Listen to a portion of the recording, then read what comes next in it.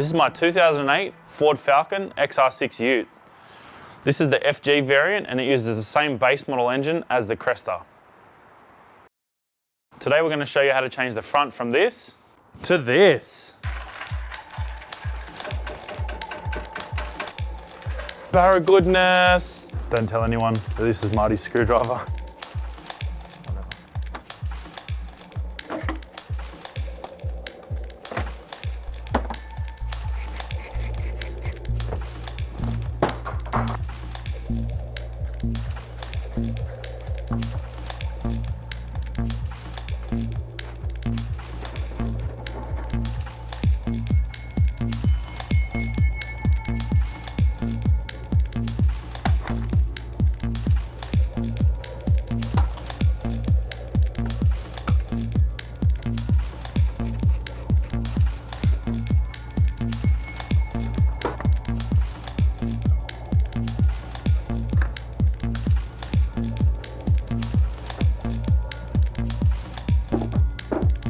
Why do you hate me, Ford?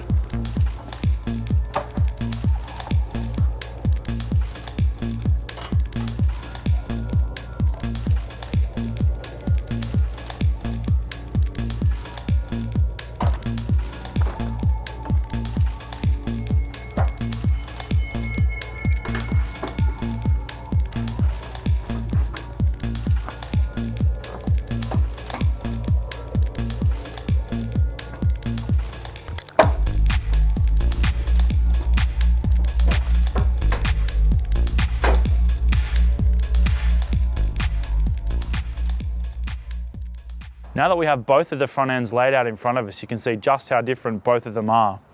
The earlier on the left, with the headlight styling going back to BA, the front end on the right with styling cues from Mondeo, Fusion, Ranger, and Focus. So you can just see Ford Australia are obviously trying to align the styling with the newer platforms coming through.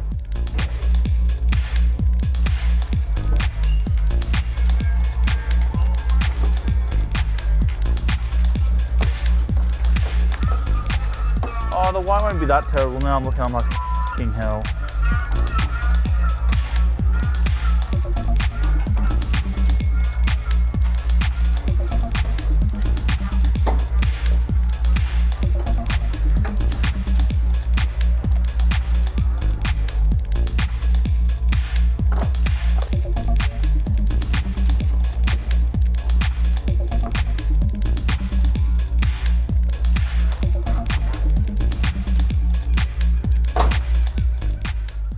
When I first started looking for a front conversion to do the car, a lot of the wreckers was between $3,000 and $4,500 for a full front kit.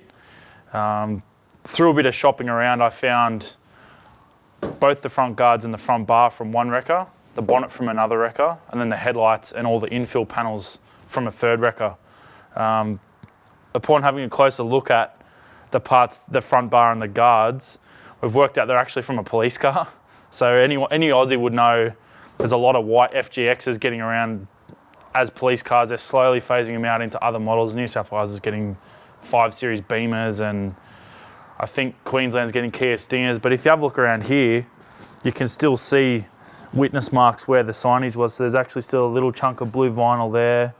And you can also see here where the stickers were just quickly taken off, because obviously they don't sell police cars with signage still on them. So fair chance this police car was probably written off in an accident.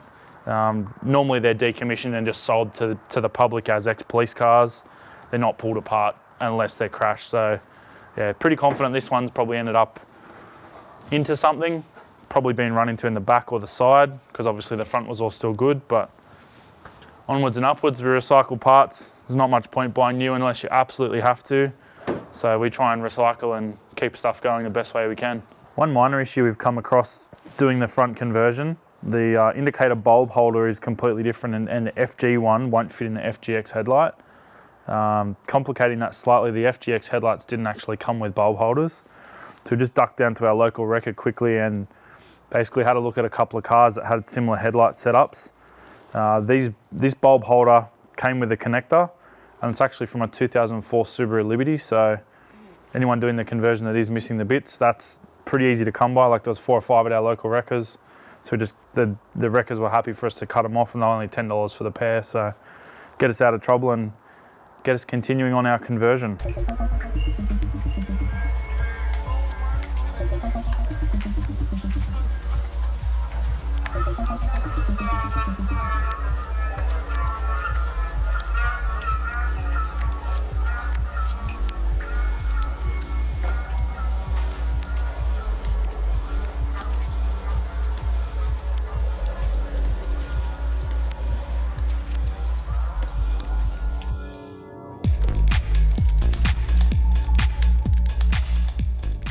Just cut all the headlight plugs off. So the park light connector, low beam, high beam, multi connector, the high beam dedicated connector, and the indicator connector.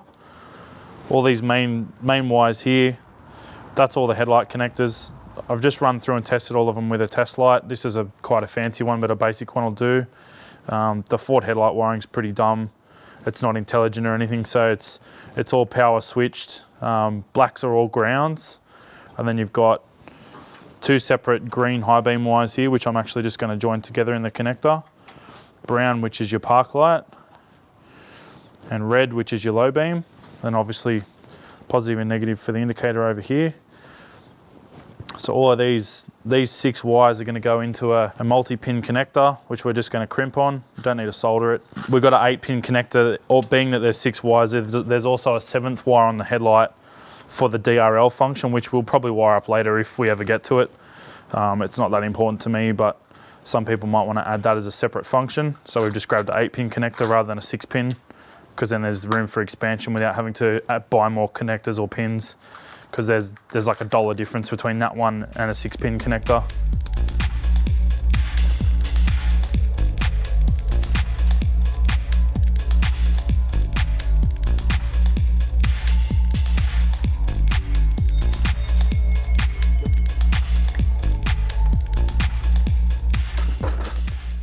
On FG1 Falcons, the low beam bulb is a H4. On the FG2s and FGXs, they run a single filament bulb that runs like a slider to change the position of the bulb. FG1s, you need to run a diode between the high beam and the low beam, because if you go from low beam to high beam with the later headlights in an early car, it actually turns the low beam bulb off.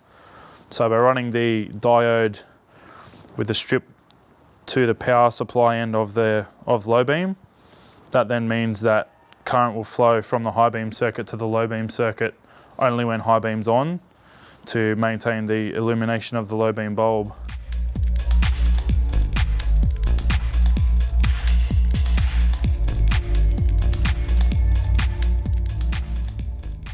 We crimped all the terminals on from our plug kit. This is the male housing to suit these connectors, which suits the chassis side. The way we found out which wire was which on this particular headlight, a bit of common sense. We've had a quick look at the high and low beam plugs. Coloured is generally the positive side, and then either black or white is ground. In this particular case, low beam ground is white with a black trace, and the high beam ground is just a straight black wire. The only wires we couldn't really work out, because it goes straight into the back of the light, are the really fine wires, which are for DRL ground and Parker ground, DRL and Parker. So to do that, we basically just put the ground onto the battery, and then put the green and the red wires separately onto the battery. The green is the park wire, red is the DRL wire, and obviously white being the ground. And they're quite easy to wire up. As I said before, we're not going to wire up the DRLs, but that is just another positive signal, so you can wire that up off ignition. So as soon as you put the key into the barrel, it'll bring the DRLs on. And then obviously park is wired straight to the original park circuit, and then the ground is just hooked to the Parker ground, and it all works pretty well. So we'll populate this connector, and then we'll plug it in and test it all to see if it works. Low beam ground. Now got our connector populated for the headlight. It's got all of our wiring in there. We've also put the diode on the headlight side, so it just keeps it all together nicely. Just come to the indicators. So it's basically a pigtail connector that we just got from a wreck. We've already stripped back the wires. We've also cut them at different lengths to stagger the joints. We don't really solder stuff these days, so this was a handy tip that Al showed me. Just get a general brass connector, cut the terminal off. That just becomes a nice little crimp wire joiner. We also just shorten these wings.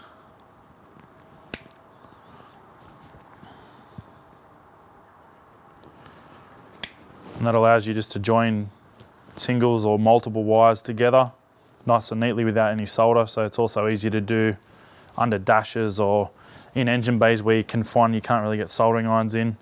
It's nice and simple. It's just crimp pliers and off you go. So we'll quickly put those on and show you the finished product.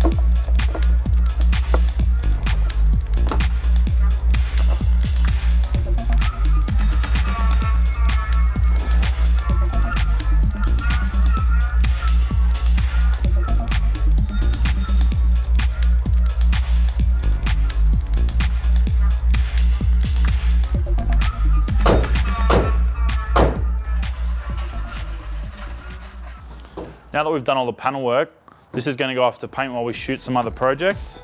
Thanks for watching our Falcon facelift. We'll see you next time.